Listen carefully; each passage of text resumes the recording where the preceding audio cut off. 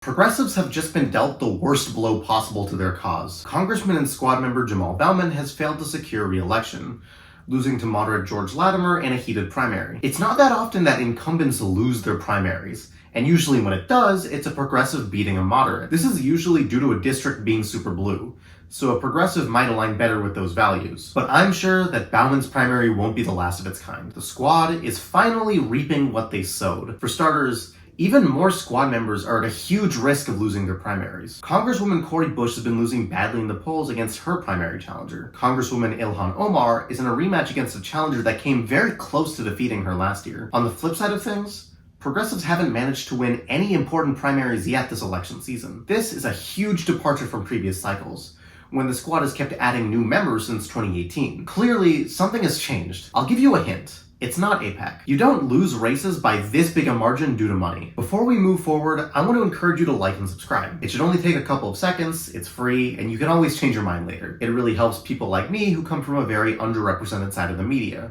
fighting for common sense solutions from a moderate-leaning point of view. One of the most important things to note is that the environment has changed. There just isn't the appetite for ultra-progressive representatives anymore. In 2018 and 2020, Donald Trump was president, so blue district voters reflexively chose candidates that were the exact opposite of him. Additionally, primary threats weren't really all that common, so safe district incumbents felt comfortable and didn't really do all that much campaigning. Many of these progressives, such as AOC, were able to run sleeper campaigns that ended up pulling through on election day. In 2022, though, progressives failed miserably. While they added 2 new members to the squad, both were open primaries, and one just barely managed to squeak out a victory. Their attempts to primary incumbents failed almost entirely across the board. They did manage to get rid of one incumbent, though, and then subsequently lost that election to their Republican opponent in a midterm year that wasn't even that bad for Democrats. These losses can be attributed to the moderate wing of the party being strengthened after Joe Biden's triumphs against progressives in the presidential primary,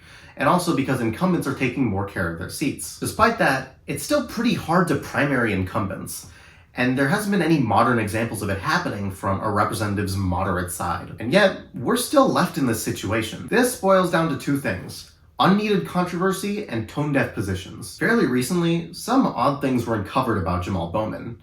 Specifically, a bit of poetry that he published on his personal blog. This poetry promoted conspiracy theories, like that 9/11 was an inside job. While it was a long time ago and Bowman says that he doesn't still hold those beliefs, his YouTube account is subscribed to dozens of channels that peddle conspiracy theories. In 2023, Bowman pulled a fire alarm in a House office building, just moments before the House was scheduled to vote on a bill that was supposed to fund the government. Spoiler alert, there was no fire. Now, to be fair, we don't really know if this was on purpose or an accident. But to be completely honest, it's not like either explanation gives anyone the best impression of him. Maybe he's really stupid and somehow thought that pulling a fire alarm would open a door. Great, now we have a complete moron in office that apparently can't read. Or it's the explanation where he purposefully pulled a fire alarm to delay a vote on a bill he wasn't satisfied with. I feel like that one speaks for itself. These dumb things aren't limited to Bowman either. Cori Bush is currently under investigation by the Justice Department for using campaign funds to pay her husband to be her security guard. There was also this interview where she tried to claim that she healed a woman's cancer by putting her hands on her or something. But remember that bill that Bowman pulled the fire alarm for? You know, the one that would fund the government? As expected, he voted against it,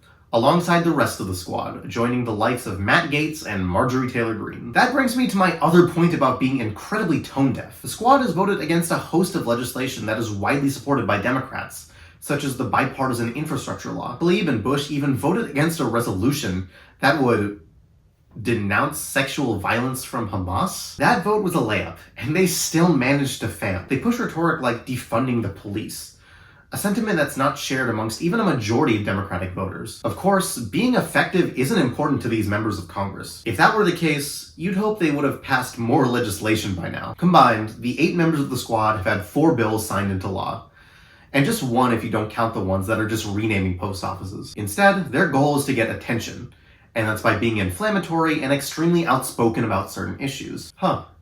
That seems familiar for some reason. But the worst part is that they're failing in this area too. Be honest, since Biden was elected and before October 7th, do you actually remember hearing about the squad? I'm terminally online, and I barely heard anything from or about them. That's mostly because their shtick is worn out. While Trump's presidency was all about being performative and not getting anything done, Biden's presidency has been hyper-focused on actually passing useful legislation. Unfortunately for the squad, this has meant that there's less reason to pay attention to them. Now, we can see them for who they really are. They are some of the most useless members of our Congress, and they certainly will not be missed after their primaries. But if you aren't convinced or feel like I left anything out, feel free to leave a comment and I'll do my best to respond. If you enjoyed the video, I'd strongly encourage you to like and subscribe. These conversations are important to have, and I'm always going to keep pushing to find the right and clear answers.